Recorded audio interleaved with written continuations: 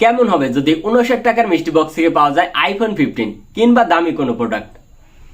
Hello, আমি আজাদ আর আপনারা দেখছেন ইটস আজাদ XYZ। বেশ কয়েকদিন হলো ইউটিউব ফেসবুকে শুধুমাত্র মিষ্টি বক্স আনবক্সিং এর ভিডিও চোখে পড়ছে, বাট আমি এই পর্যন্ত যে কটা ভিডিও দেখছি তার সবগুলোই ফেক। তারা তাদের নিজেদের জন্য প্রোডাক্ট অর্ডার করে সেই সকল ভিডিও মিষ্টি বক্স আনবক্সিং নামে চালিয়ে দিচ্ছে। তো মিষ্টি বক্স থেকে আসলেই কি পাওয়া যায় আইফোন 15?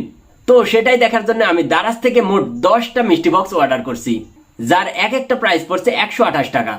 মিষ্টি বক্সের প্রাইস 59 টাকা প্লাস ডেলিভারি চার্জ 69 টাকা। বাট এটা যদি আমি তাদের দারাজ অফিস থেকে কালেক্ট করতাম তাহলে শুধুমাত্র 11 টাকা ডেলিভারি চার্জে মিষ্টি বক্সগুলো হাতে পেয়ে যেতাম।